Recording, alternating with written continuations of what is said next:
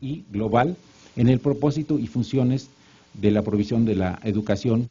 Fíjese ahí que incluso ya ni siquiera se llama educación superior ni educación terciaria, se llama educación postsecundaria. Es decir, que después de, bueno, tengo que hacer otras aclaraciones. Cuando acá hablan de postsecundaria, en el mundo anglosajón y en muchos otros países, la secundaria es la preparatoria, porque la primaria, espero que no se confusa, la primaria incluye la secundaria, nuestra secundaria, ¿no? Entonces, para ellos, secondary school es lo que para nosotros sería el equivalente a la media superior o al bachillerato. Entonces, ellos por eso dicen la educación postsecundaria, o sea, después del bachillerato, con toda la variedad que hay, ¿no? No solamente es la universidad, no solamente son los programas de 4 años, sino hay programas de 2 y toda una variedad tremenda de modalidades de educación superior, que también es una de las características del desarrollo de la educación superior a partir de los años 80. ¿Cómo voy, Jorge? ¿Bien? ¿Del tiempo?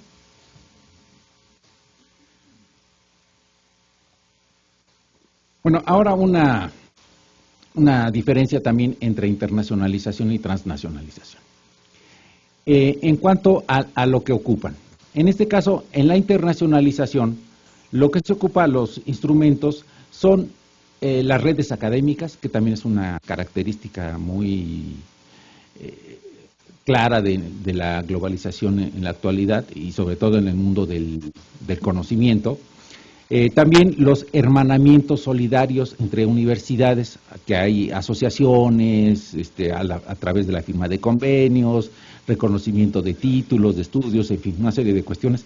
Eso es en lo que consisten los hermanamientos, ¿no? Se vuelven hermanitos o hermanitas. La cooperación horizontal, ¿no? Pues más o menos tratan de que sean en igualdad de circunstancias, y la creación de espacios académicos ampliados, entre otras. Y por el lado de la transnacionalización, los mecanismos que se utilizan con mayor frecuencia son la apertura de filiales o sucursales de universidades extranjeras. Tenemos, bueno, hay casos muy interesantes en este sentido de universidades muy prestigiadas en Estados Unidos, que sobre todo se han ido a países pues que tienen un alto nivel de ingresos. Por ejemplo, los países árabes, ¿no? Los países árabes ricos, no los pobres. Los ricos, allá los Emiratos Árabes, ¿no? En donde se van y implantan una universidad, por ejemplo, la Universidad de Nueva York, en Dubái, ¿no? Pues es una universidad tremenda, ¿no? Con mejores instalaciones casi que la de Nueva York. Pero bueno, claro, había otras anteriormente, pero eran de menor, si ustedes quieren, de menor escala, eran como especie de centros, ¿no? Por ejemplo, la Universidad de Stanford tenía desde los años 60 una sede en Santiago de Chile, pero pues era muy pequeñita, ¿no? No era del tamaño de las que ahora han hecho allá en estos países que les estoy refiriendo. Y entonces dice que suelen funcionar con muchos privilegios y representan verdaderos enclaves académicos, porque claro, a veces para atraer a estas universidades, pues los gobiernos locales les ofrecen grandes facilidades fiscales, ¿no? Estímulos, en fin. Y bueno, pues a veces se convierten en enclaves académicos por el prestigio o porque contratan a los mejores profesores locales, porque les ofrecen sueldos muy altos que las universidades locales no les pueden pagar, en fin, ¿no? También se da en las transnacionales la venta de franquicias, ¿no? Que son también un modelo comercial que no solamente se aplica a las universidades, ¿verdad?, sino a muchas cosas, a muchos establecimientos. O los cursos en línea, ¿no? Los cursos enlatados, que ya vienen bien, casi que en paquete, ¿no? También se crean las universidades corporativas.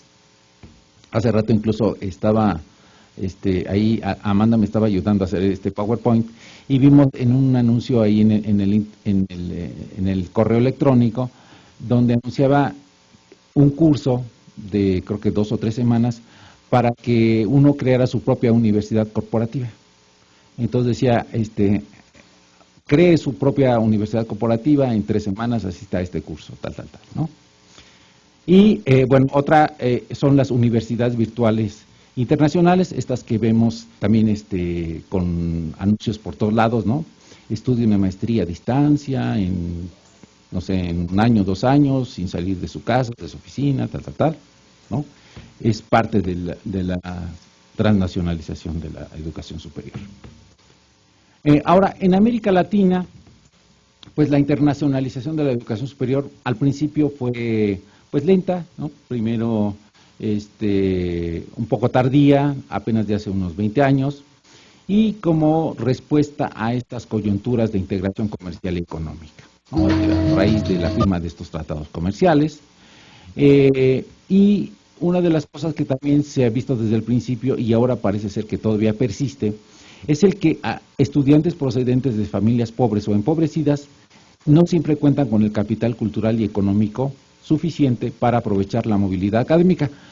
Sobre todo, por ejemplo, el asunto de los idiomas, ¿no? Ustedes saben que el dominio de un idioma extranjero a veces es una de las barreras o de los obstáculos con los que se topan muchos estudiantes. Claro, hay estudiantes que obviamente son pocos, ¿verdad?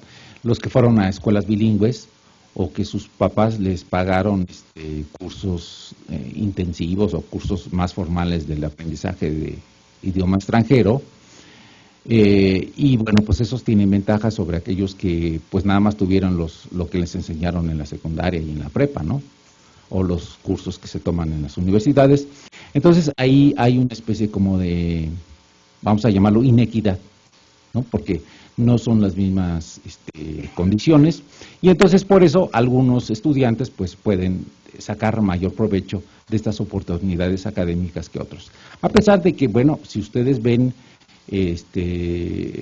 los convenios que establecen las universidades, los programas que tiene la NUYES, la UNAM y muchas otras instituciones de educación superior, cada vez hay mayor número de programas de intercambio, y bueno, también ya se están haciendo cada vez más intercambios con países de habla hispana, ¿no? Pero hubo un tiempo en que pues solamente había los en inglés, en francés, en alemán, ¿no? Pero ahora ya hay en lengua española y bueno, también en portugués, de tal manera que bueno, se han ampliado estas oportunidades, pero no lo suficiente como para que un número muy significativo de estudiantes puedan sacarle provecho. Sobre todo, no solamente en las estancias cortas, que son, digamos, 3 meses, 6 meses, no, sino, por ejemplo, ya para estudios más largos de estudiar posgrados o licenciaturas de 4 años, etcétera, ¿no? O un doctorado, que son ya, pues, tiempos más largos. Bueno, y a partir de los 90 y de fines de los 90, pues se ha observado, como les decía, este incremento en el número de convenios, tanto entre los gobiernos como entre las instituciones, para reforzar la cooperación internacional.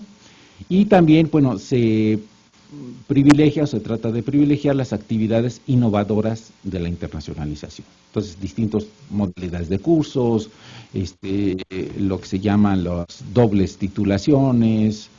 En Brasil ¿cómo le llaman los brasileños? Los programas sándwich, porque son entre dos, ¿no?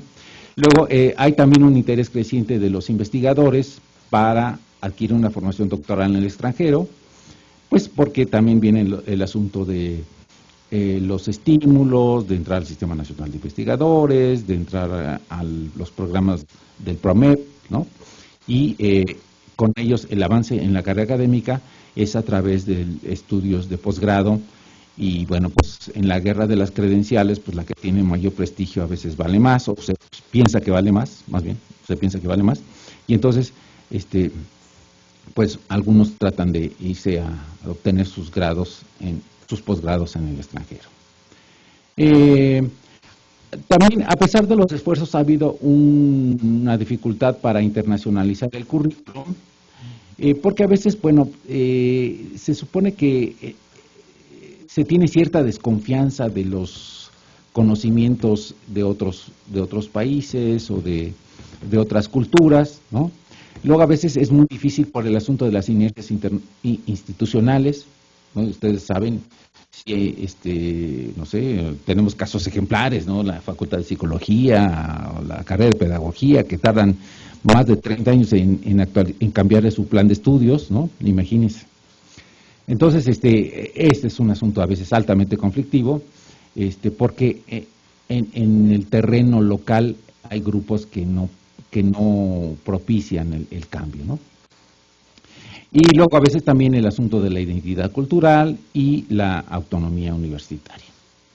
Luego también se ha visto una consolidación de instancias encargadas de la conducción del manejo de las relaciones internacionales, sobre todo estas oficinas especializadas, ¿no?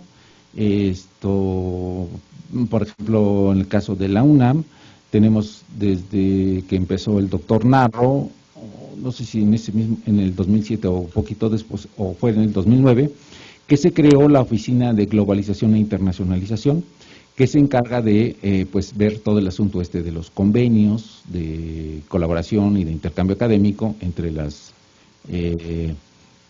universidades. Yo no sé si la UNAM, pero me parece que es una de las universidades en América Latina que tiene el mayor número de convenios con otras instituciones, pues, del mundo, ¿no? O sea, no solamente en América Latina, sino en Europa, en fin, en muchos lugares. Entonces, esto también va creciendo en todas las universidades, ¿no? Cada vez firman más convenios de colaboración y de intercambio académico, de movilidad, con universidades de muchos países.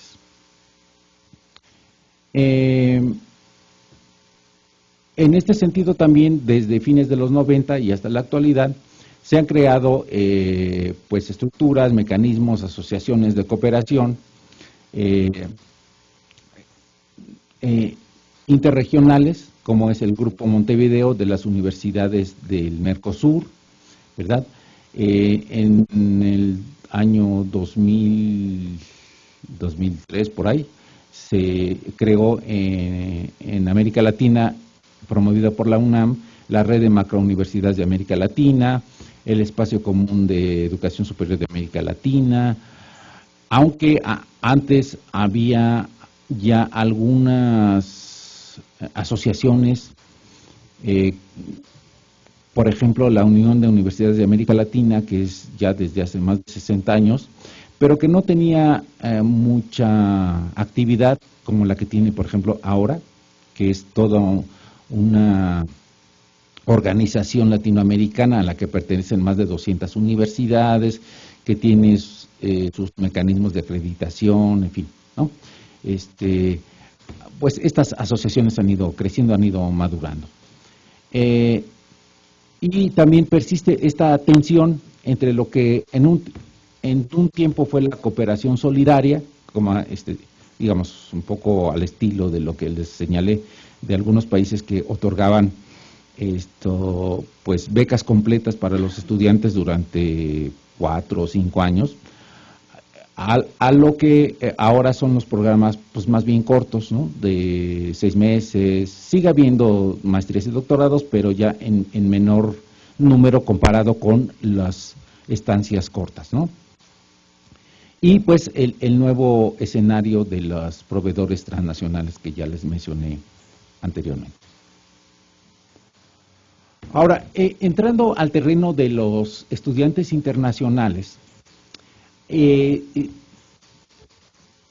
los podemos contextualizar en algo más amplio que son las migraciones. Por supuesto, las migraciones son tan viejas como la humanidad, ¿verdad? Incluso hay una teoría, ustedes la saben, de que nuestro continente se pobló en una migración de los asiáticos que pasaron por el estrecho de Bering y luego bajaron y tal, ¿no? Actualmente se calcula que se calcula porque no hay números exactos, ¿no? Solo aproximaciones, que el flujo migratorio en la actualidad es de alrededor de 214 millones de personas. Ahora sí que miles más, miles menos. y que la mayor parte de esta migración se dirige hacia los países del norte. Acuérdense de esta nominación que vamos a utilizar ahorita, ¿no? Esta denominación entre los del sur, o sea, los pobres o los países en desarrollo, y los países ricos que son los del norte. Dice, porque hay países que se llaman del norte porque están en el sur, como Australia, por ejemplo, ¿no? Es un país desarrollado, ¿no? de alto ingreso, pero que está en el sur. Dice, aunque hay un volumen también muy importante de migración entre los países del sur-sur, ¿no? Después veremos ahorita un poquito más adelante los flujos. Aquí en el libro que consulté señala 4 direcciones de la migración mundial. La norte-norte, es decir, entre los países de mayores ingresos económicos, que es de Europa a Estados Unidos. A Estados Unidos, Australia, Canadá, Corea del Sur, etcétera. Algunos, por ejemplo, profesores ingleses, académicos ingleses, se van a Estados Unidos, también algunos alemanes, otros se van a Australia, otros a Canadá y a Corea del Sur. Entonces, ese es un flujo. Y algunos estudiantes también, no solamente académicos, también estudiantes, o más bien estudiantes, ¿no? Luego, en el sur-sur, algunos van de Ucrania, que era una de las antiguas repúblicas soviéticas, a la Federación Rusa, y también hay esos intercambios entre algunos países de Asia y el Medio Oriente. Luego, otra dirección de los estudiantes internacionales, perdón, de la migración mundial, estamos en la migración mundial, va del sur al norte, y México es un caso ejemplar, ¿verdad? Se calcula, porque tampoco hay números así precisos, que hay entre 15 y 20 millones de mexicanos en Estados Unidos, ¿no? Y algunos van y vienen. Luego también se da, por ejemplo, de Turquía hacia Alemania, y luego de China, Filipinas y la India a Estados Unidos. Y también hay otra dirección que sería la norte-sur, que claro, con menos, cada una de estas claro tiene sus porcentajes, ¿no? La mayor porcentaje es la sur-norte, que son 40%, pero también la sur-sur es un porcentaje importante. Y entonces la cuarta sería la norte-sur, de algunos norteamericanos que vienen a México. Bueno, ya saben, sobre todo algunos viejitos que se retiran, ¿no? Y se van a las playas de California, de Baja California, ¿no? Y bueno, algunos estudiantes que vienen a hacer cosas, a estudios especializados en México. Algunos van a Sudáfrica. Por cierto, también Sudáfrica es un país de atracción de estudiantes internacionales en el continente, porque, bueno, Sudáfrica en el continente africano, ustedes saben que es el país de mayores ingresos y tiene universidades de prestigio internacional. Algunos alemanes van a Turquía, a lo mejor son esos alemanes de origen turco, pero lo que es interesante es de Portugal a Brasil. Ahora resulta, claro, ustedes saben, imagínense pues la dimensión, en la extensión territorial, ¿no? O sea, el tamaño de Brasil, 8 millones de kilómetros cuadrados, contra el de Portugal. No, tan solo por el tamaño. Pero también la economía, a pesar de que la economía de Portugal ha mejorado un poco, pues algunos portugueses se han ido a las principales ciudades brasileñas porque ahí encuentran mayores y mejores oportunidades de trabajo. Y también algunos italianos van a Argentina, así como algunos argentinos van a Europa, pero también algunos italianos se van a Argentina. Que por otro lado, en alguna época, ustedes saben, Argentina fue un país de inmigrantes, ¿no? Ahora últimamente ha bajado, pero hubo una época en que llegaron pues, muchísimos italianos, ¿no? Italianos a muchos lados, porque llegaron a Argentina, a Estados Unidos, a muchos lugares cuando una época en que había grandes hambrunas en Italia. Y en algunos países de Europa, no solamente esto. Bueno, se calcula también que existen en la actualidad 4,5 millones de estudiantes que se inscriben fuera de su país de origen, lo cual ha duplicado a los que había en el año 2000. Y la mayor parte de estos estudiantes internacionales provienen de los países del sur y cursan sus estudios en las instituciones de educación superior del norte, sobre todo en estas de mayor prestigio que son las de Estados Unidos, Gran Bretaña y Australia principalmente. En Australia sobre todo van estudiantes de los países de Asia.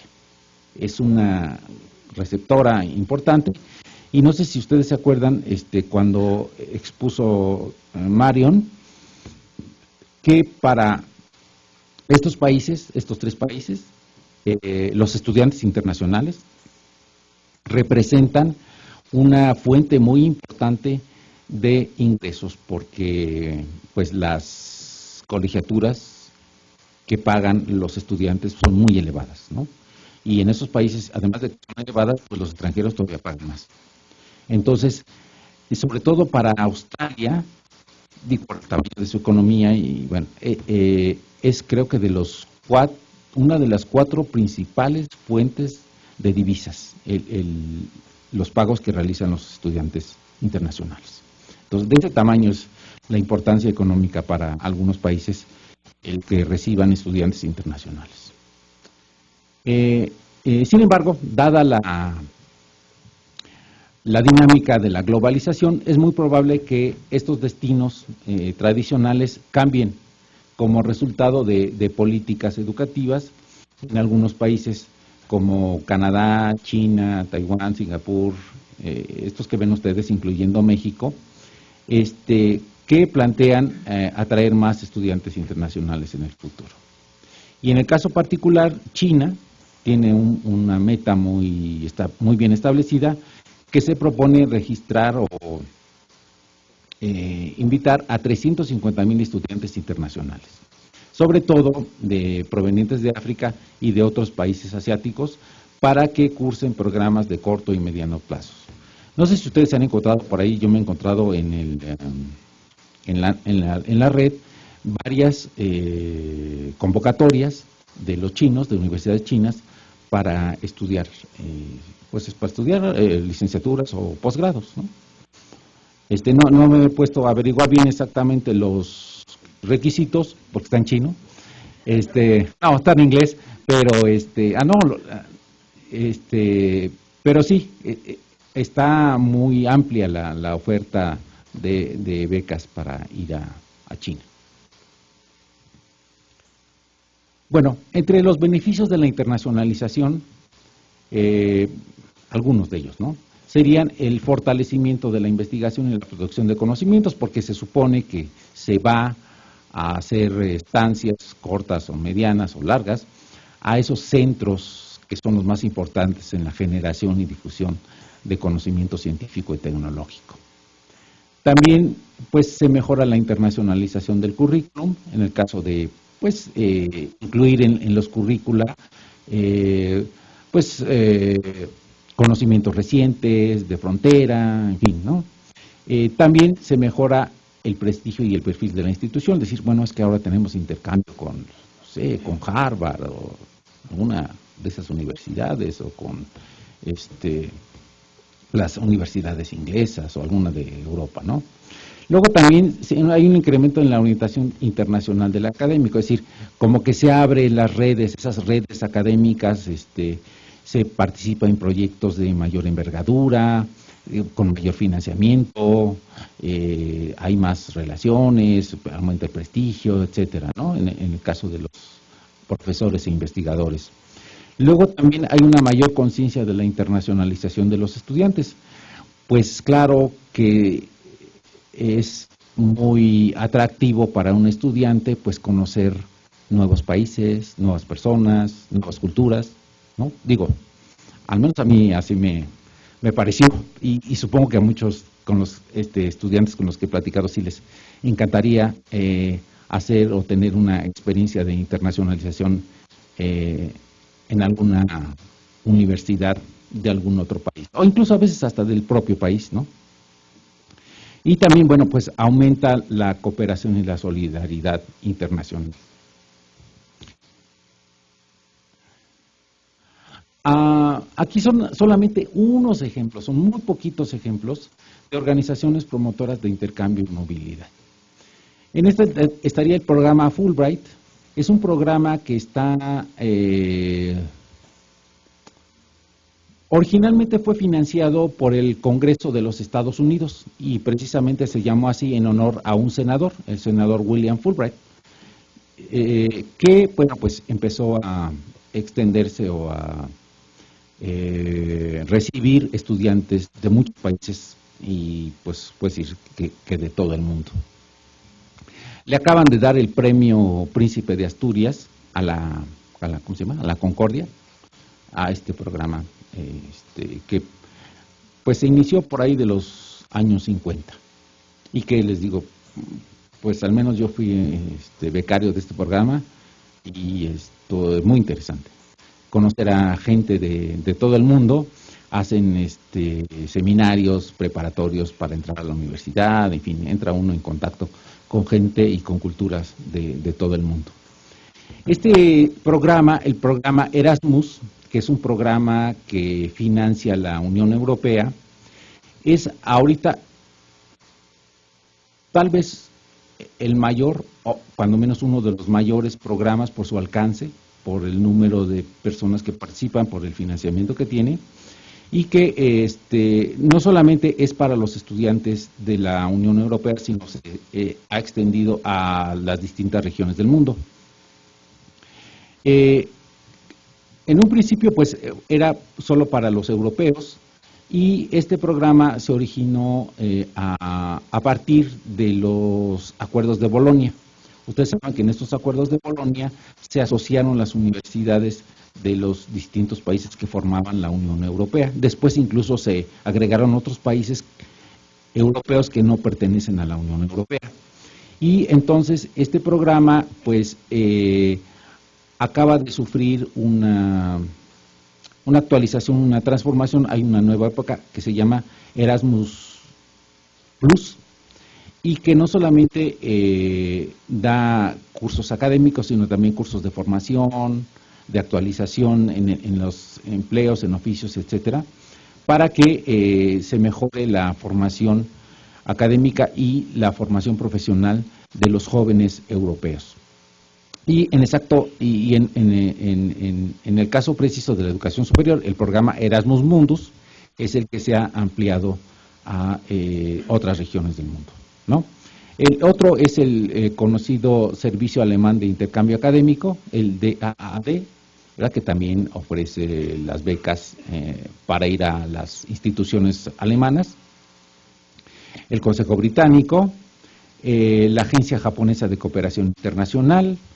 En el caso de América Latina, Universia Santander ha sido muy ampliado. Tuvieron una tremenda reunión hace unos meses, ¿no?, en Río de Janeiro, donde, pues antes, no sé decirlo así, antes de morir el señor Botín, ofreció 700 millones de euros para la movilidad académica en este programa Universia. Entonces, pues es un programa que pues está teniendo una gran difusión y muy activo en el asunto de la movilidad académica.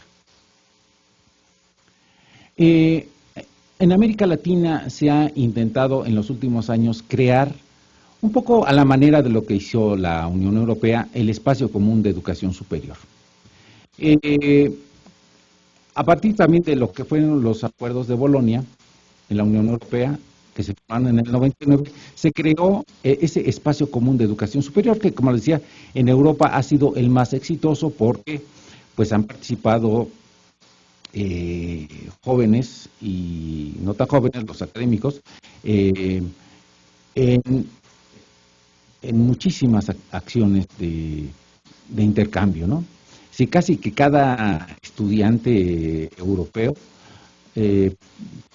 pues realmente sí tiene la oportunidad, y sí lo hace, de tener una estancia, pues cuando menos de 6 meses en algún otro país de la Unión Europea, ¿no? Bueno, y esto pues es explicable pues por la cuestión de la cercanía geográfica y también, bueno, pues, pues las distancias que no son tan grandes, pero también por la historia de intercambios que ha habido en Europa, ¿no? Y América Latina ha tratado de hacerlo, pero a nosotros pues nos ha costado más trabajo, claro, porque pues hacer viajes largos en América Latina pues es muy costoso, ¿verdad? O sea, por ejemplo, de aquí a Brasil, o de aquí a Argentina, de aquí a Uruguay, pues sale muy caro, ¿no? Entonces, eso ha detenido un poco la consolidación de este espacio, y entonces sigue siendo una aspiración, teniendo como modelo Bolonia, pero bueno, ¿cómo voy? Bueno, ya voy a terminar.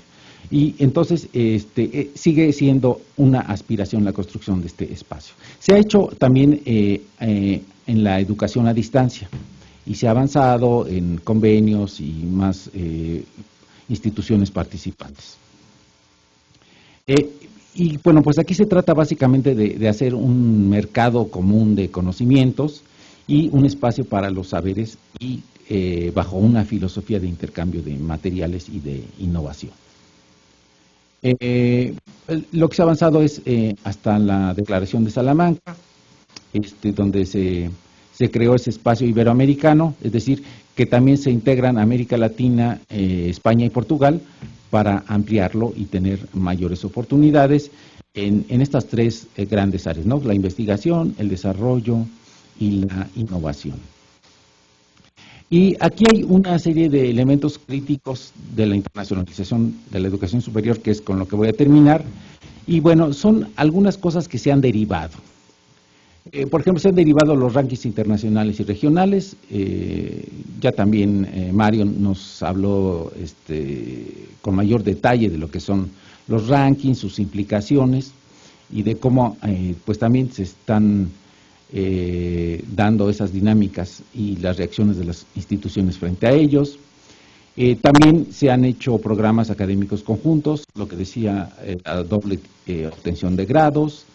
Sigue habiendo la fuga de cerebros, aunque ya es más relativa porque debido al desarrollo de las tecnologías de la información y la comunicación, los académicos o los estudiantes que se quedan en los países a donde van a estudiar sus posgrados entablan comunicaciones con sus países, luego los países hacen programas para regresar a esos cerebros fugados, en fin, se va relativizando un poco la fuga de cerebros. Luego también se ha dado el fenómeno, es un fenómeno inesperado, de la fábrica de diplomas, porque hay, sobre todo en la educación a distancia, o en las instituciones de educación superior que manejan cosas a distancia, pues algunas que son medio fantasmas, ¿no? Que no sé de dónde se consiguen la acreditación y ofrecen diplomas con grandes facilidades, pero bueno, algunas no tienen ninguna presencia o ninguna acreditación que garantice la calidad. Luego está otra cuestión entre el debate que también ya aquí se ha tocado de manera puntual y exhaustiva, que es la educación superior como bien público o como bien privado. Hay incluso una propuesta por ahí que pretendió considerar a la educación superior como un bien público global. Y aquí, bueno, eso de bien público global pues esconde una cuestión también de que al ser un bien público global no tendría ninguna regulación y esto pues obviamente tampoco garantizaría una calidad mínima, ¿no? Por el otro lado está el asunto que también les mencioné de la equidad y el elitismo en cuanto a las oportunidades para aprovechar los beneficios de la internacionalización. Y la otra sería también un dilema entre la diversidad cultural y la homogenización cultural. Es decir, por una parte, el fomentar, respetar, promover la diversidad cultural. Pasamos a un receso. Preparen sus preguntas, por favor. Habrá muchas preguntas. Ojalá que sí. Y incluso tenemos un buen tiempo para que ustedes puedan participar.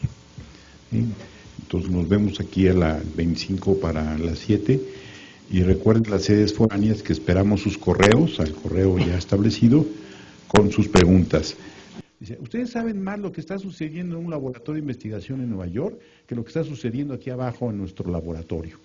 ¿Sí? Entonces, la pregunta es, no hay ningún cuestionamiento, de por sí ya es buena una política de internacionalización, ¿sí?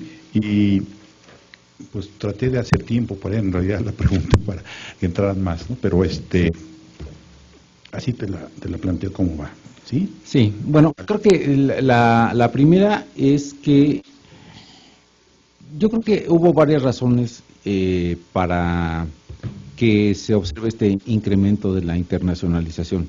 Como decía cuando traté de relacionar la globalización con la internacionalización, este último es la manera en que los países responden a los desafíos de la globalización, perdón. O sea, la manera en que los países reaccionan o responden o tratan de responder a la globalización. Entonces, en este sentido, pues el número de los intercambios internacionales casi que de manera natural empezó a incrementarse, pues por el asunto de las facilidades en las maneras de viajar, por el desarrollo de las tecnologías de la información y la comunicación, por la propia dinámica de la academia que casi siempre ha buscado pues asociarse con otros a través de los congresos, seminarios, y esto se fue haciendo más grande. El asunto que señalé muy importante, que es el de el crecimiento y desarrollo de las redes académicas, ¿no? Las redes, pues como su propia naturaleza, cada vez se van extendiendo más. Entonces, esto pues se dio a nivel individual, a nivel institucional y también a nivel, o primeramente a nivel de los países, ¿no? Entonces, esto hizo que hubiera el crecimiento de estos programas, sobre todo los programas de movilidad de los académicos y de los estudiantes, y el asunto se fue haciendo pues cada vez más grande. Este es como yo veo lo que ha sido este crecimiento de la internacionalización.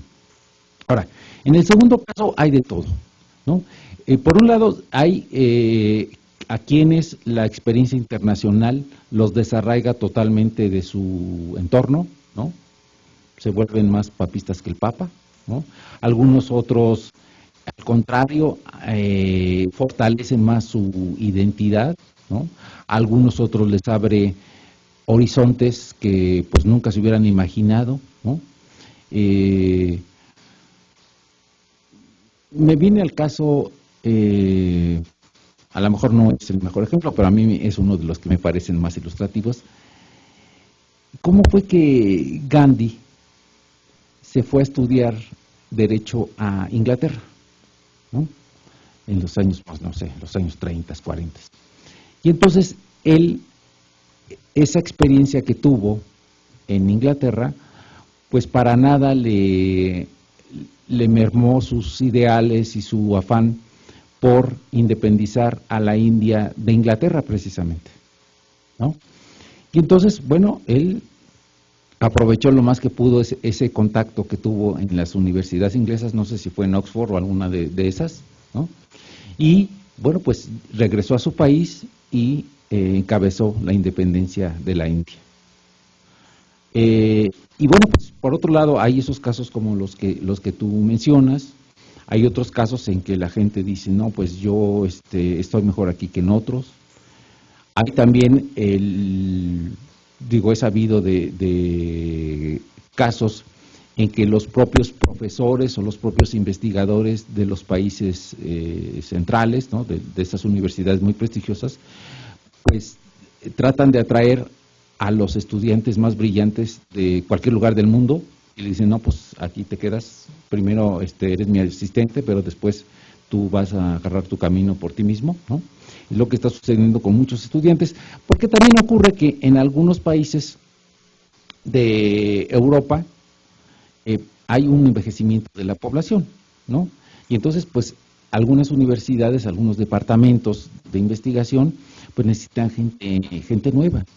Y entonces, pues ya los que están ahí, a algunos jóvenes no les interesa la carrera académica y los que están ahí de profesores titulares, pues ya están a punto de retirarse.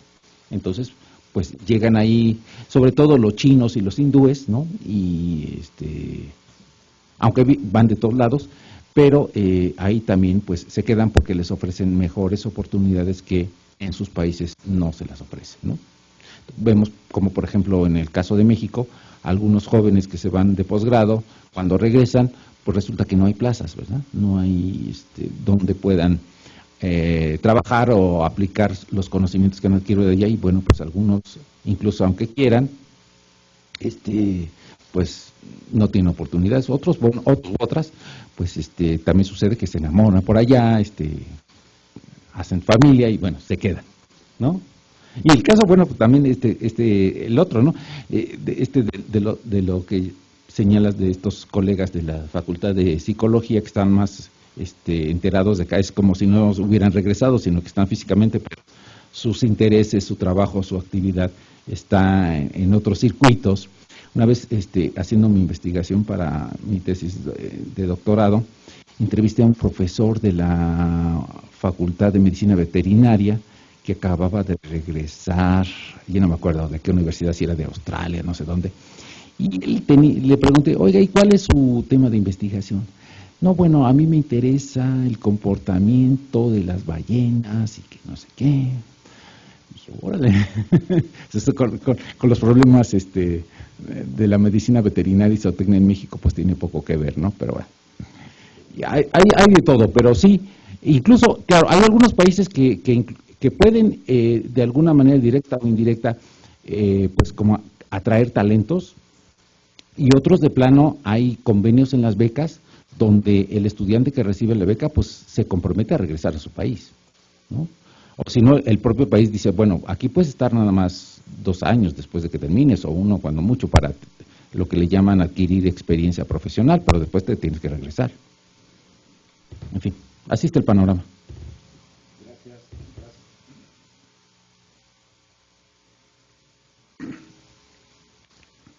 Fernando, muchas gracias.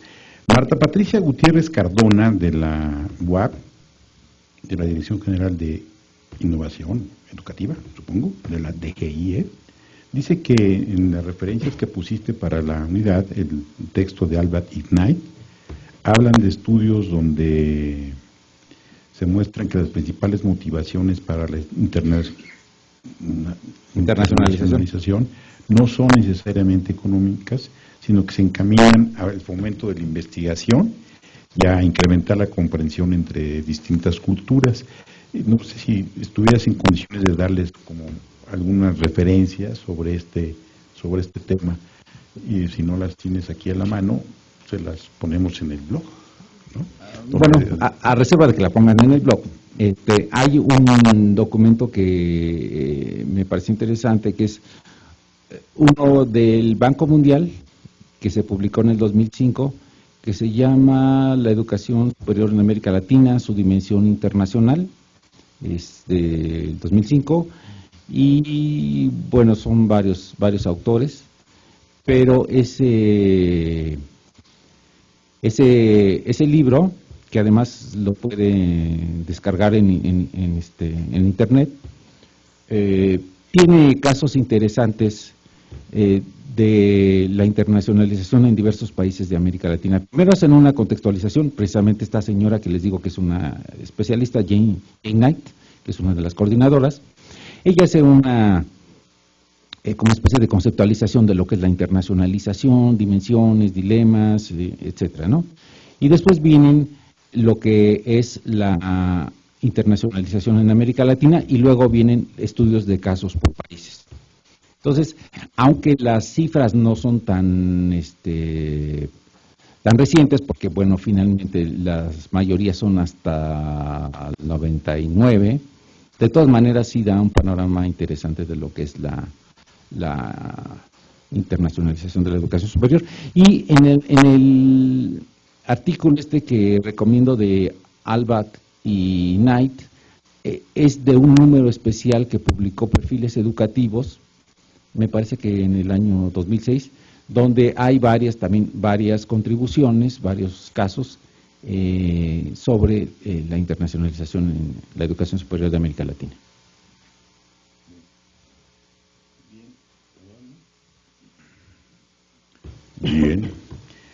Voy a tratar aquí como de organizar las preguntas, porque ya son muchas y entonces va a estar complicado contestar una por una.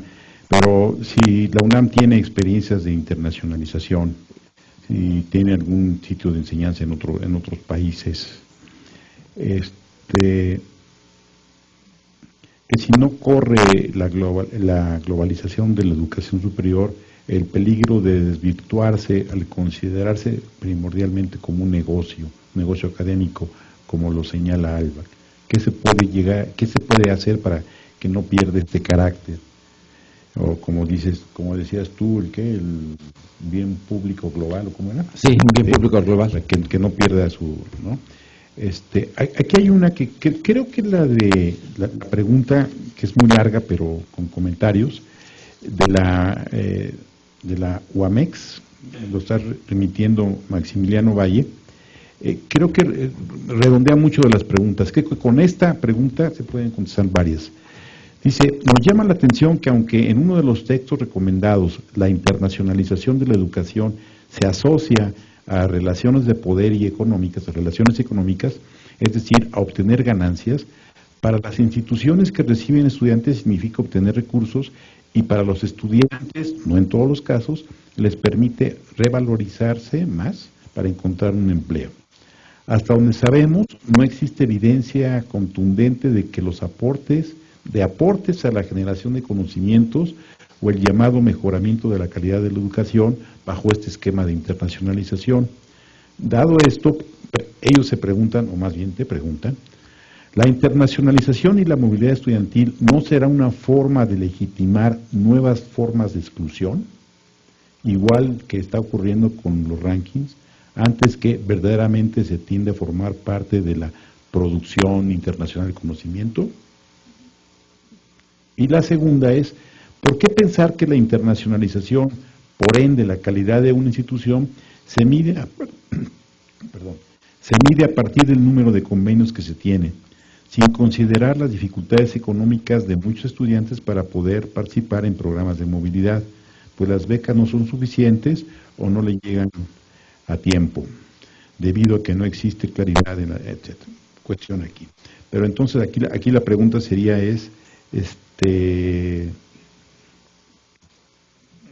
¿por qué igualar el número de convenios con otras universidades con el mejoramiento de la calidad, habiendo tantos problemas en la gestión universitaria?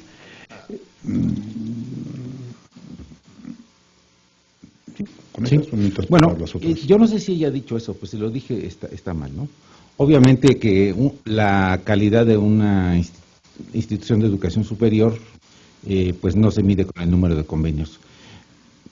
El asunto es que tal vez por la magnitud de la UNAM y por el número de visitantes y de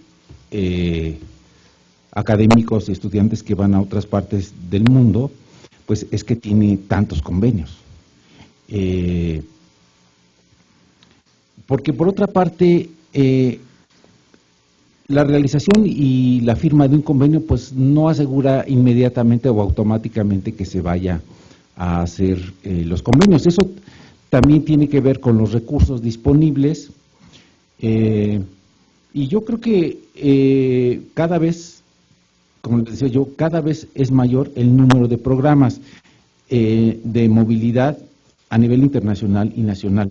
Este programa que yo les decía del Erasmus realmente tiene un alcance mundial muy importante. Es tal vez ahorita en estos momentos, el programa de movilidad más importante que existe en el mundo. También el otro, el que se le ha dado mucho impulso, el de Universia, pues hay muchos jóvenes que pueden beneficiarse de este programa. Y ahí me voy un poco a esto de la suficiencia de recursos. Yo creo que las becas, aunque no dan para vivir holgadamente, pues sí dan lo suficiente para que se satisfagan los gastos. Es decir, se vive con una beca pues de manera modesta, pero que está calculado que con ese dinero pues la gente no va a padecer vivienda o comida. Lo que pasa es que, claro, se va uno a países pues donde el costo de la vida es mucho mayor, pero pues las becas están calculadas en eso, ¿no? Bueno, al menos esa es mi experiencia. Yo fui becario para la maestría y el doctorado. Pues no sé si a lo mejor yo tuve una beca muy buena, pero yo no, ¿Bajaste de peso? no bajé de peso, tampoco viví en la opulencia, ¿verdad? No, obviamente que no, ¿verdad? Porque sí, ahí me di cuenta, por ejemplo, en el caso de la vivienda, ¿no? Las rentas son muy caras, la comida es cara, pero bueno, pues también uno se vuelve austero, ¿no? Entonces, yo creo que las becas en general sí, digo, alcanzan para vivir pues lo suficiente, en ese sentido. Y creo que a veces es más bien el hecho de que los estudiantes y los académicos se deciden a hacer la experiencia porque pues uno encuentra las maneras, ¿no? Se asocia con algunos otros para alquilar un departamento o hace comidas comunitarias, en fin, siempre hay maneras y además muchas veces las propias universidades, fue mi experiencia, tienen oficinas especializadas para los estudiantes extranjeros donde los orientan para el asunto de la vivienda. Algunas tienen sus programas de vivienda, otras te dicen, bueno, mira, aquí hay una especie de, ¿cómo le pueden llamar? Como una bolsa, ¿no? Una agencia donde reciben solicitudes de gente que renta departamentos, ¿no? O la propia universidad tiene, o también algunas universidades tienen comedores, en fin, ese tipo de cuestiones que están específicamente al servicio de los estudiantes extranjeros, ¿no? Sí. Perdón. Otra cosa es la de los académicos. Yo creo que en la actualidad el mundo académico difícilmente puede vivir o desarrollarse sin tener algún tipo de intercambio, no solamente presencial, con otras instituciones del país y del extranjero, ¿no?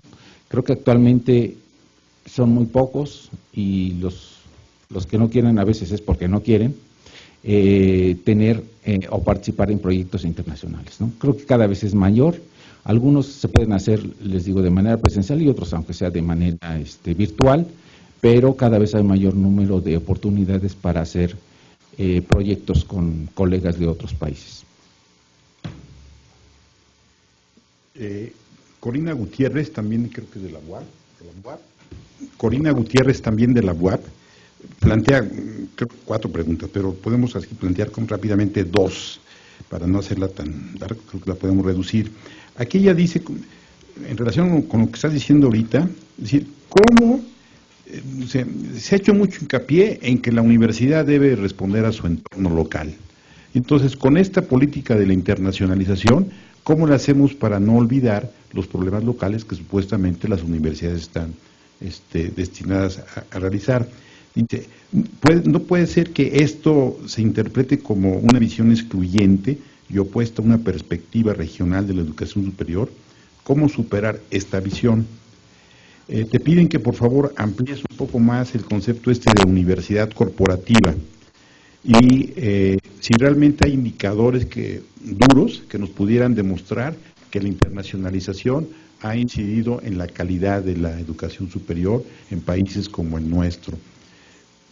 Y que si existen programas educativos comunes adoptados por países, por grupos de países, desde las políticas de la globalización. Creo que sí, pero ahorita nos dirás.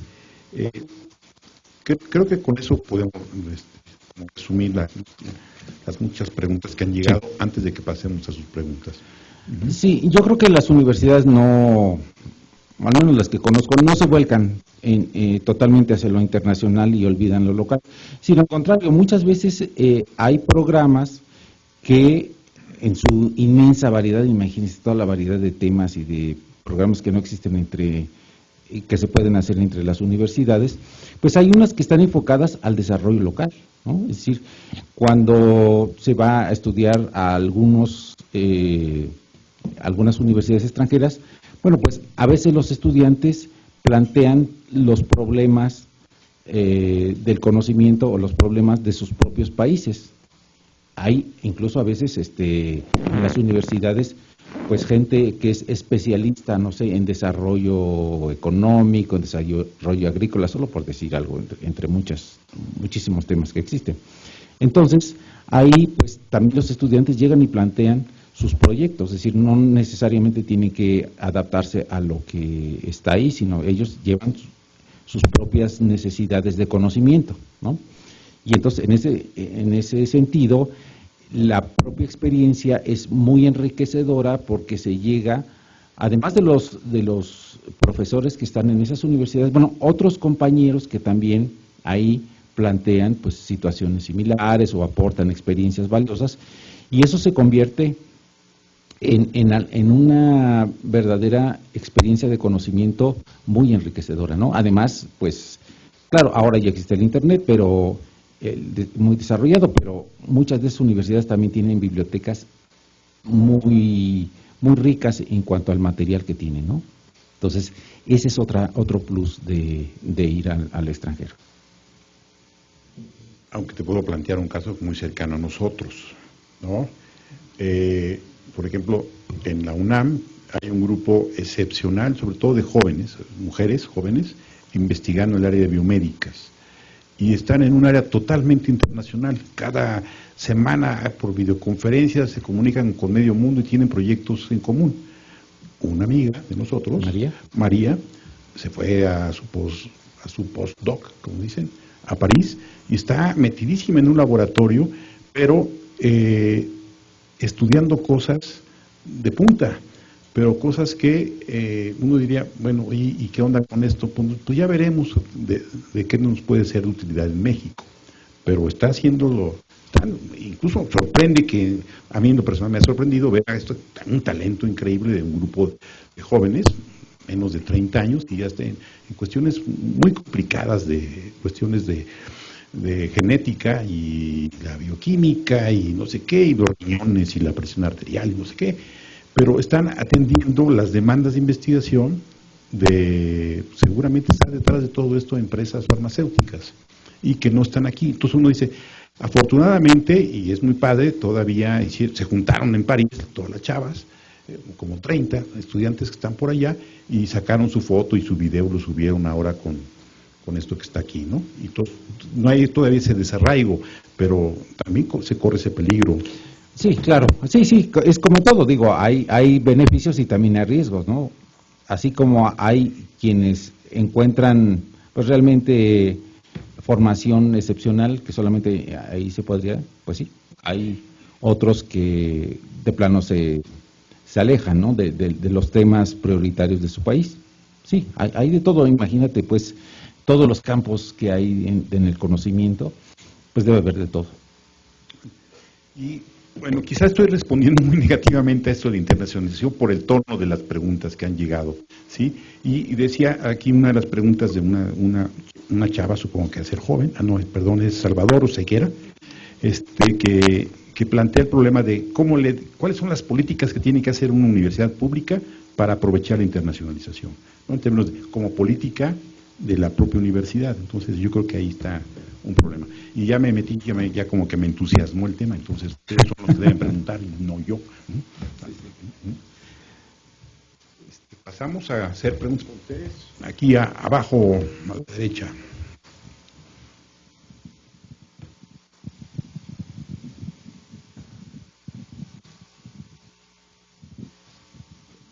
Sí, buenas tardes, doctor. Sí, soy Enrique García Ramírez del posgrado en Derecho, aquí en CEU. Y bueno, una vez que ya se hizo la distinción entre globalización, internacionalización y transnacionalización de la educación superior, mi pregunta es si en la región de América del Norte, propiamente, digamos México, Estados Unidos y Canadá, pudiera hablarse de que estamos viviendo una situación de internacionalización, entendida como esta asociación, colaboración, un espacio común de producción del conocimiento, realmente bajo las condiciones en las que están firmados distintos convenios de colaboración. y si es posible que, o si la tendencia es a que en Latinoamérica vayamos hacia un modelo como el que surge a raíz del de los acuerdos de Bolonia en la Unión Europea. Pero sobre todo la primera pregunta, ¿no? Si podría decirse que en América del Norte realmente estamos viviendo un fenómeno de internacionalización del conocimiento, o sería otro tipo de fenómeno, ¿no? Que más que positivo fuera negativo. De lo que yo conozco de oídas y de vividas, o sea, de que he estado en eso, es precisamente con Estados Unidos y Canadá con quien México tiene mayor intercambio en la educación superior, ¿no? La mayor parte de los estudiantes mexicanos que estudian en el extranjero lo hacen en Estados Unidos y en Canadá, ¿no? Entonces, incluso las propias universidades tienen programas específicos, ¿no? Por ejemplo, la Universidad de California, en varias de sus unidades, tiene programas que se llama Programa en México. Hay un programa incluso de becas del CONACYT con la Universidad de California, por ejemplo. Hay otras en la época de Salinas, incluso se cambió parte de la deuda externa por un número de inscripciones en Harvard, ¿no? Y hay incluso algunos que se llaman mexicanistas, por ejemplo en historia, en ciencia política, que son especialistas en el conocimiento de México, en distintos ramos, ¿no? Así como te digo, en historia, en economía, en agricultura, en muchas cosas. Entonces, con esos países sí, digamos, por la cercanía geográfica, pues hay muchísimo intercambio, ¿no? Ahí, bueno, pues hay universidades de todo, y también el asunto de las bibliotecas. Por ejemplo, la Universidad de Texas en Austin ofrece cada año estancias, ya no me acuerdo, son de 3 o 4 meses, para que estudiantes o académicos hagan una estancia en la biblioteca de la Universidad de California, que es una de las más importantes en estudios latinoamericanos, ¿no? En fin, ahí yo puedo decir que hay muchísimo intercambio. ¿Y la otra cuál era? Lo del ECOE era como yo te decía, el asunto del espacio común de educación superior en América Latina, pues es una aspiración. Estaba viendo un artículo de José Joaquín Brunner, donde decía que replicar en América Latina la experiencia de Bolonia y el espacio común europeo de educación superior es un sueño imposible, por las características geográficas, por el volumen de gente que participa en los intercambios, en fin, ¿no? Por muchas cosas que un poco mencioné de la diferencia entre los países de la Unión Europea como conjunto y de manera individual con los países de América Latina, ¿no? En la Unión Europea pues son más homogéneos, en México pues digo, en América Latina somos más heterogéneos, ¿no? A pesar de que se supone que somos muy parecidos por el idioma, por la cultura, la religión, etcétera, nos cuesta más trabajo comunicarnos, ¿no? Y entonces, sin embargo, pues hay esfuerzos como los que les decía del Mercosur, los países estos que forman el Grupo de Montevideo, lo que está haciendo la UDUAL, lo que están haciendo a nivel de las regiones de América del Sur, ¿no? La región andina, la del Cono Sur, en fin, ¿no? Entonces, hay cosas que, aun cuando son valiosas, pues no son y probablemente no vayan a ser tan integradas como las que están viviendo en Europa a raíz de Bolonia. Bien. ¿Alguien más? Mientras se deciden, yo aprovecho esta última pregunta. También hay otro lado, o sea, por ejemplo, ha habido un cuestionamiento a la política económica de nuestro país en los últimos años, pero gran parte de esta política económica ha sido diseñada por gente, por especialistas mexicanos que han estudiado en otras partes. Entonces, ¿sería como otro efecto de la internacionalización? Sí, claro. ¿O cómo lo...? Sí, ahí sería sobre todo en el caso de la economía, ¿no? Muchos de los ministros de economía de América Latina pues se han formado en ciertas escuelas de economía. A ver, ¿Se oye? No, pero el micrófono sí. No, ahora sí ya. Les decía yo que en el caso sobre todo de la economía, muchos de los ministros de economía de varios países de América Latina se han formado en ciertos programas de economía de ciertas universidades de Estados Unidos, ¿no? Harvard, ¿no? O la Universidad de Chicago. Acuérdense aquello de los 80s en Chile, los Chicago Boys, que eran grupos de economistas neoliberales que llegaron, que fueron egresados de esa universidad y que llegaron pues no sé cómo llamarle, a construir, reconstruir, destruir la economía chilena, ¿no? Incluso uno de nuestros, creo que soy muy fuerte, ¿no? Uno de nuestros asesores en Stanford, que fue mi asesor en la maestría y fue asesor de Imanol en el doctorado, el doctor Martin Carnoy, pues entre todos sus, no sé si son cientos o miles de estudiantes que ha formado, ha tenido incluso presidentes de la República.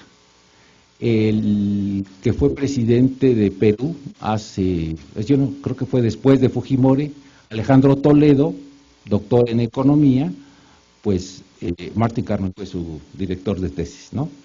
Y bueno, así vemos claro el currículum de los funcionarios de la Secretaría de Hacienda actuales y de los últimos 3 o 4 sexenios. Bueno, pues todos han estado o en Harvard o en Yale o en Pensilvania, esas universidades. Y entonces, sí, el caso de economía sería eso, ¿no? Pues podría ser en algunos campos y en otros no, ¿verdad? En algunos a lo mejor, no sé, habrá algunos, pues, gente revolucionaria que también se ha formado en esas instituciones. Sí. Patricia Lumumba. Bueno, el caso de Gandhi, les digo, para mí uno de los más ilustrativos, ¿no? Gandhi. Bueno, Ernesto Armada, de Estudios Latinoamericanos, preguntaban hace rato si la internacionalización ya era sinónimo de calidad, y quería compartir la experiencia de los CIES, que son estos organismos de evaluación previos a los organismos acreditadores, donde tienen 2 indicadores, uno que habla de movilidad estudiantil y otra movilidad académica. Al momento se considera simplemente que se haga, cómo se hace, resultados, etcétera. Eso todavía le falta mucho, pero por el momento es un indicador de calidad el que se realice esta movilidad. Y bueno, casos negativos, pues tenemos el de Zedillo, ¿no? Como el mayor, pero me parece que pueden ser muy positivos, porque así como más reciente que nos platicaba el doctor Stack, pues también se aprenden técnicas de PCR, de reproducción de ADN, con lo que localizarían a los desaparecidos de Ayotzinapa en caso de estar en fosas, cosas así que hacen avanzar. Pero bueno, lo planteo a manera de pregunta, ¿es un indicativo de calidad el simplemente hacer la movilidad porque nos saca de nuestra inercia, de la inercia que llevamos dentro de un programa educativo, y entonces al irnos a otra universidad vivimos cosas distintas y nos hace girar la ardilla más rápido? Y en esto de Boloña, preguntar si no más bien el plan en América Latina es un tanto más hacia las competencias. Tenemos el organismo de que son competencias muy básicas para meseros, el conocer, y cosas así, y que en uno de los documentos propuestos se habla que en el GATT se trabaja también movilidad de mano de obra. Si nos puede platicar algo de eso, si hay algún avance, porque a final de cuentas la certificación, pues más que abrir mano de obra a profesionales en el extranjero, la cierra, ¿no?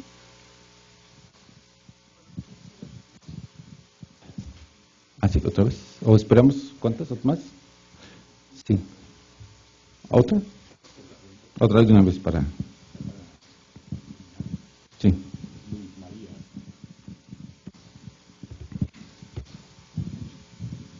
Hola, muy buenas tardes. Luz María Castañeda, de la Facultad de Contaduría, posgrado.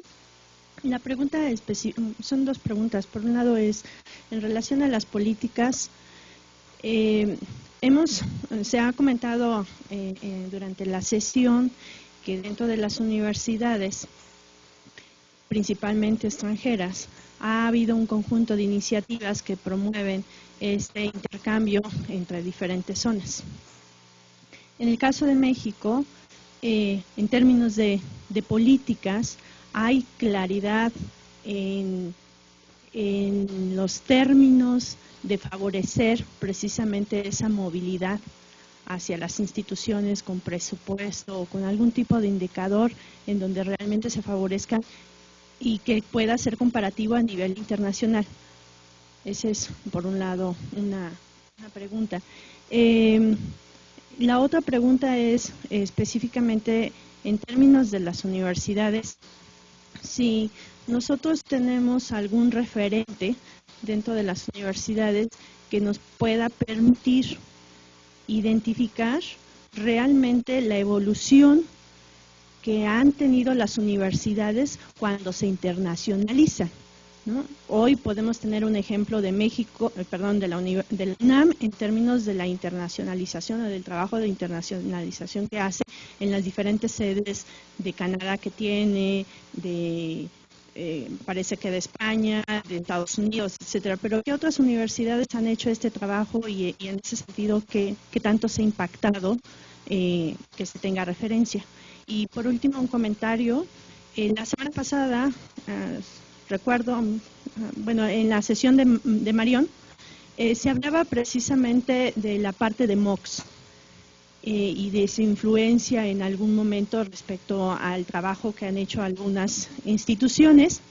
Y en ese sentido, mi comentario va que dentro de la literatura que yo había revisado, los MOOC, que son estos cursos masivos abiertos, eran realmente como una estrategia de captura de talentos. En ese sentido, no sé si nos pueda decir algo al respecto, más que de abrir el conocimiento de forma internacional, sino que era una estrategia, sobre todo más en los modelos de MOOC europeos y no tanto americanos. En el caso de los americanos sí estaban como con una orientación de un modelo de recabar ingresos y en ese sentido por eso cobraban para las certificaciones, pero en modelos europeos estaba más en la captura de talentos.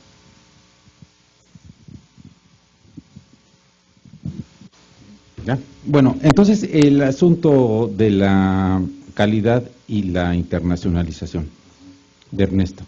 Bueno, ahí yo creo que también, si no lo dije, creo que hay que hacerlo explícito. Esto de la movilidad son también intercambios, es decir, no solamente la gente va a recibir, fundamentalmente va a recibir, pero también de alguna manera contribuye. O sea, cuando uno es estudiante, una de las cosas que fomentan es que sea participativo y que plantee cosas, problemas, etcétera. Entonces, también creo que la gente que va de intercambio, no solo de México, sino de los demás países, pues también aporta cosas, ¿no? Es decir, a lo mejor son mínimas porque se supone que va a aprender, pero por ejemplo, los profesores que van a hacer estancias a los laboratorios o a instituciones de educación superior, universidad, lo que sea, pues también van a aportar. Entonces, eso también hace que las instituciones pues se beneficien y aporten cosas al conocimiento general, ¿no? Ahora, el asunto de las competencias, pues es algo que sigue estando en debate, porque bueno, Jorge sabe mucho más de las competencias que yo, es más competente en competencias que yo. Hay pues desde competencias muy simples hasta competencias más digamos, más sofisticadas, más elaboradas, ¿no? Las que certifica conocer, bueno, pues sí, si sabe que para pintar una pared hay que hacer tal y cual procedimiento y tal, si el tipo lo hace, no lo hace, tal, pero hay más complicadas, ¿no? Más sofisticadas. Bueno, esto de las competencias pues empezó a nivel internacional en los 90, ¿no? Cuando la declaración aquella de la educación para todos en el año 2000, donde pues se planteó que lo que había que darse a las personas eran competencias educativas básicas, ¿no? Entonces, sigue habiendo un debate que no ha terminado en las competencias. Ahora, cuando tú dijiste GATS o ¿qué dijiste? ¿El GATT? ¿El GATT? Pero es que el GATT ya no existe. O sea, el Acuerdo General de Tarifas, no, ahora es la Organización Mundial de Comercio, ¿no? Entonces, su antecedente fue el GATT. Pero sí, bueno, ahí buscan fundamentalmente pues el asunto de abrir mercados y el asunto de la desregulación, ¿no? La política, e incluso este acuerdo que se planteó pero que no se ha acabado de firmar, el GATS, el Acuerdo General de Servicios, de Comercio de Servicios, el General Agreement, no, el GATS, GATS, el GATS, no, es el General Agreement on Trade of Services, es el Acuerdo General de Comercio de Servicios, planteaba que se debía de incluir ahí los servicios educativos. Y entonces, al incluir los servicios educativos, se suponía que como los demás acuerdos de la Organización Mundial de Comercio, deberían de quitárseles toda regulación. Y entonces ahí venía el asunto que incluso Roberto Rodríguez ha hecho muy buenos artículos en el Milenio sobre el tema, que entonces no se podría regular la calidad de los servicios ahora en esta perspectiva transnacional, ¿no? Y entonces, pues muchos países se negaron a firmar. México todavía está en veremos, pero explícitamente Brasil y Argentina lo dijeron así contundentemente, y no sé si no sé qué leyes, donde decían que se negaban rotundamente a aceptar estos términos de este acuerdo, de esta mesa que todavía no acaba por firmarse completamente, en que rechazaban que la educación pues fuera considerada como un servicio más, como cualquier servicio, servicios bancarios, lo que sea, y que ellos no aceptaban y que pues tenían que tener una garantía de la calidad de los servicios que ofrecían los proveedores externos, que ahora se llaman, ¿no? Por el otro lado, sí hay políticas claras en la movilidad y en la internacionalización. Bueno, pues casi todos los gobiernos del mundo promueven la internacionalización, ¿no? Precisamente, bueno, pues por cuestiones comerciales, pero también porque pues es inevitable la globalización. Y entonces, en este sentido, para estar en la globalización en mejores condiciones, pues es que la internacionalización se considera como una estrategia, ¿no?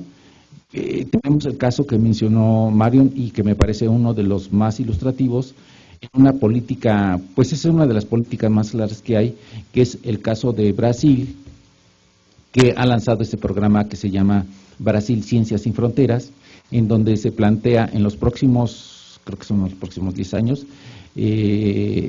mandar a 100,000 jóvenes y académicos a las mejores universidades del mundo a hacer intercambios para que regresen a Brasil y este conocimiento que ellos obtengan en esas universidades sea un motor para la economía brasileña. Pero también ellos, dentro de ese programa, hay una parte donde también piensan invitar, bueno, no solo piensan, si ya no lo están haciendo, a profesores y estudiantes de otros lugares del mundo a que también vayan a Brasil y que, bueno, pues ofrezcan su experiencia, sus conocimientos, contribuyan ahí también a ese programa ambicioso que tiene, tan ambicioso que tiene Brasil. En el caso de México, bueno, pues también lo mencionó Marion, el de que se firmó el año pasado, antepasado, en la ocasión de una visita del presidente Obama. También se pretende en ese programa firmado el intercambio de 100,000 personas, ¿no? Entre México y Estados Unidos, en ese sentido. Y entonces la evolución que ha tenido la internacionalización del mundo, pues es muy importante, ¿no? Muy grande.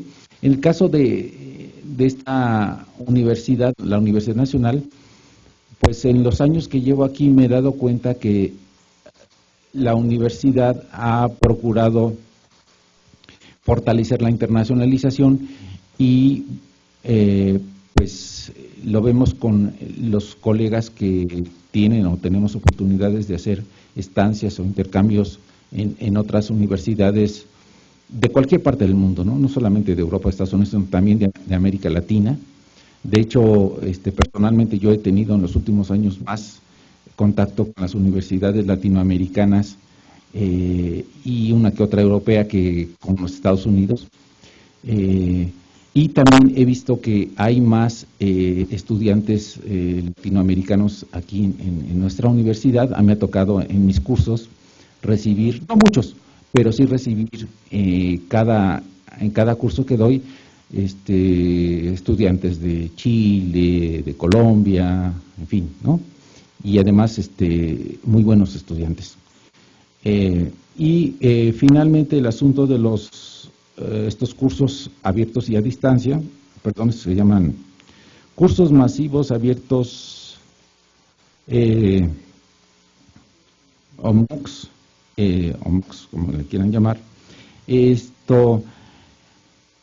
Pues hay como varias tendencias, ¿no? Como señaló Luz María. Hay unos que son totalmente comerciales. Imagínense organizar un curso aquí entre Jorge y yo, de una semana, y que tuviéramos unos 20,000 inscritos y a cada uno le cobráramos $10, pues ya tendríamos suficiente para un retiro digno, ¿no?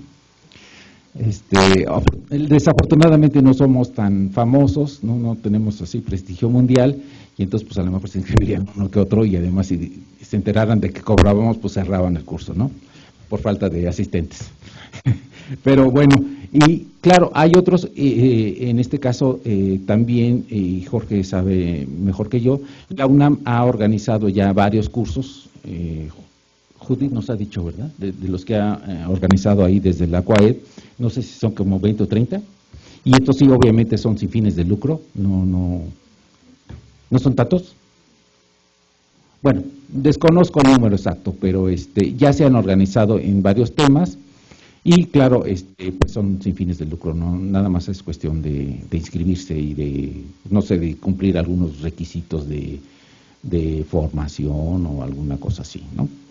Y hay un profesor español que tiene una presencia muy grande en Internet, Zapata, no me acuerdo el otro apellido, pero bueno, él insiste desde hace un buen tiempo en tratar el tema de estos cursos, los MOOCs, y la crisis de la educación superior, ¿no?